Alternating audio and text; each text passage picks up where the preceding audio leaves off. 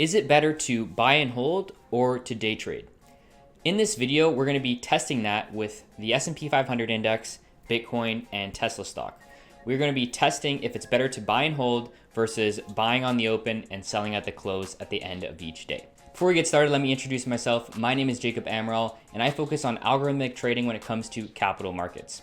A lot of you that watch my channel are not subscribed, and it would help me a lot if you got my message out there by clicking the subscribe button below. I'd appreciate it a lot. So anyways, we're going to get started. First, we're going to test the S&P 500 index. We're going to test if it's better to buy and hold for the year or to buy at the open of each day and sell at the close when the stock market closes, right? You guys know that the market opens at 9:30 a.m. Eastern time and closes at 4 p.m.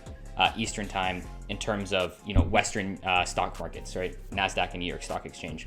Then we're also going to test that with Bitcoin and with Tesla stock. And we're really going to find out, is it better to buy and hold versus day trade? Let me know in the comments below what you think will be better. Is buy and hold going to win or is day trading going to win? Let's find out.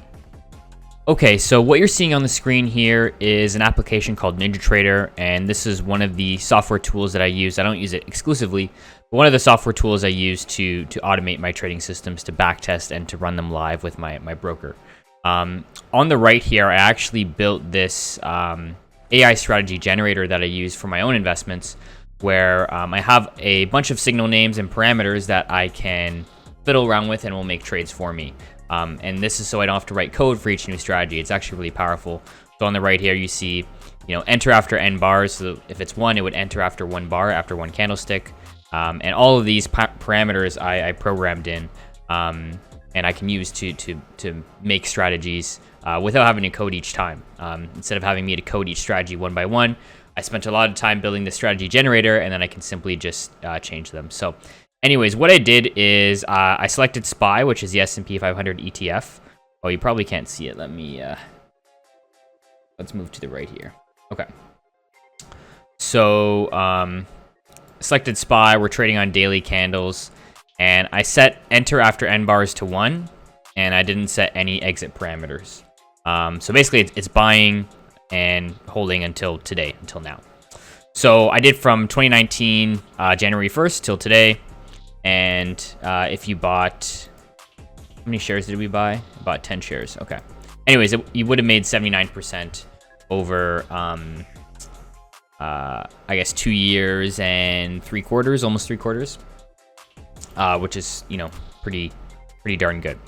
So now let's try, instead of buying and holding, what if we bought every day and sold when it closed? Right? Would we do better? Let's find out. So what I'm going to do is basically change. So I'm going to add an exit parameter. So actually, let me make a new tab here. Yeah, do that. And now what I'm going to set is sell after n bars. Right here, I'm going to set it to 1, so it should set sell after each day. Run it. See what we get. It's not working quite how I want it because, yeah, it's selling after, not the next day. Well, it's selling, let's see. I want it to be selling exactly the same day. And it's not. It's always 2 days later. Okay, so I know what I have to do. Gonna select exit on session close. Get rid of that. And we'll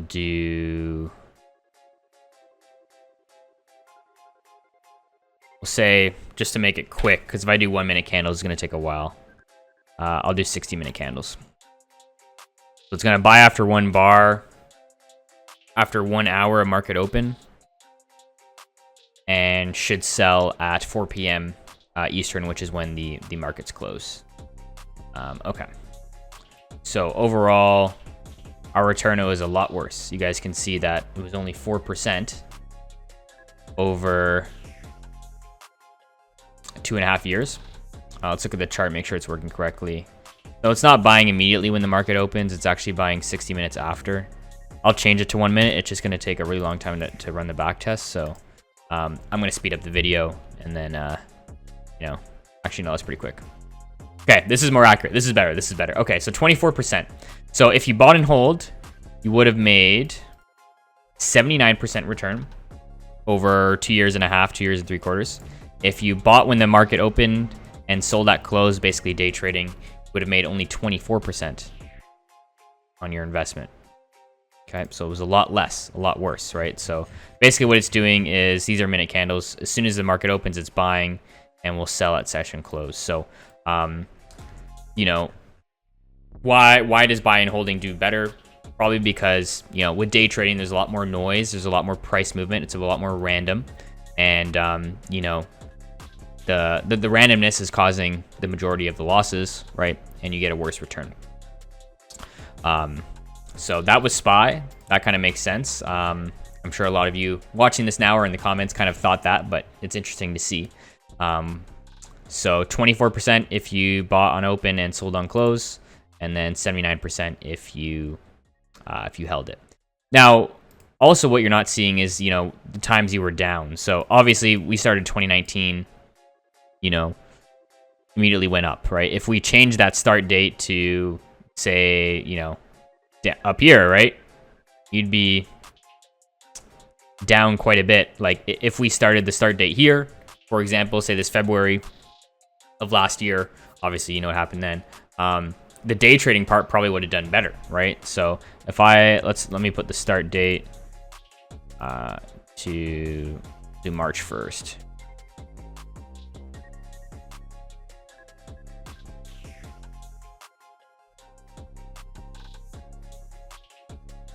So still pretty decent, but like unrealized, you were down for obviously a good 3 months. Now it doesn't show that in the back test; it only shows that you won. But now let's try that with the day trading. Let's select the start date to March 1st.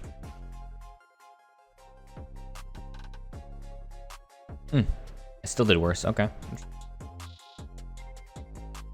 Because even in March when it started, like all these green candles, right, you would have made some profit, but obviously there was a lot more red candles, so that still makes sense. Interesting. Okay, so that was the S&P 500. Let's try Bitcoin. I'm going to use. I got to connect to my Coinbase. There we go. Okay, so let's try Bitcoin from January 1st, 2019. We'll do buy and hold.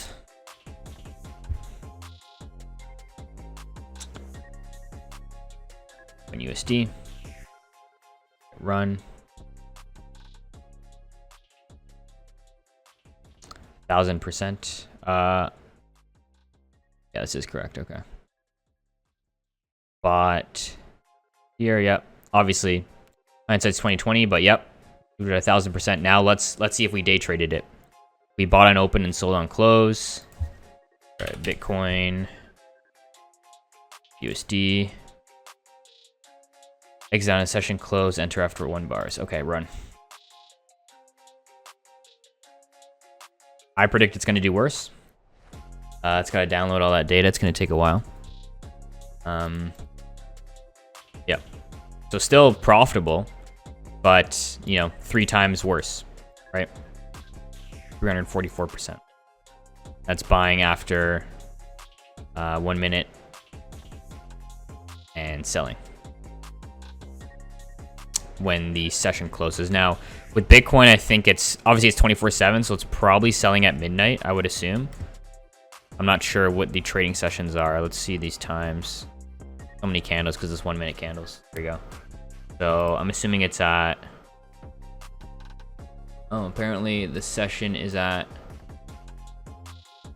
Ends at what is that? 9 o'clock? No, that's 7 o'clock. That's weird. Anyways, at 7 p.m. Okay.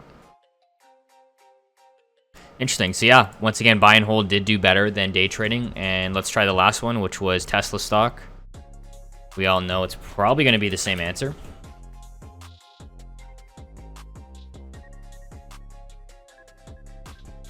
Tesla, okay, 1000%, and you day trade it.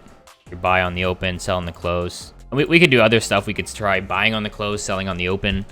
There's lots of different options. But yeah, it did worse than buy and hold. Buy and hold did over 1000%, and buy and open, sell and close only did 5%. So you can see that overall, definitely, overwhelmingly, buy and hold does do better than day trading. Does that mean, could there be day trading strategies where you could potentially beat buy and hold? Definitely, right? This is a simple strategy where you're buying on open, selling on close. There's a billion ideas for different day trading intraday strategies. They're very hard to execute. I find that, most of my systems do work better in a swing trading long-term environment. But I'm sure there's ways to find intraday, strategies that outperform the market. It's very difficult. I haven't done it, but I'm sure there's a couple of firms that have. But I wanted to show you guys more of the stats side and give you the facts, what's better. And it is better to buy and hold on average, and overall a better strategy in terms of net returns. There's other metrics you could use. You could use, drawdowns and Sharpe ratio and stuff like that. But in terms of net returns, buy and hold did do better than day trading. So anyways, that's all I got, guys. I hope you found value in this video. And if you did, leave a comment below. If you want me to try other stocks, I can. And also let me know if you're interested in this strategy generator. I built this myself and I use it to generate strategies. It's super powerful and it saves me a lot of time, so I don't have to code stuff each time. And I'm just wondering if you guys are interested in it or not. But anyways, let me know about that, and we will see you next week for the new video. Peace, guys.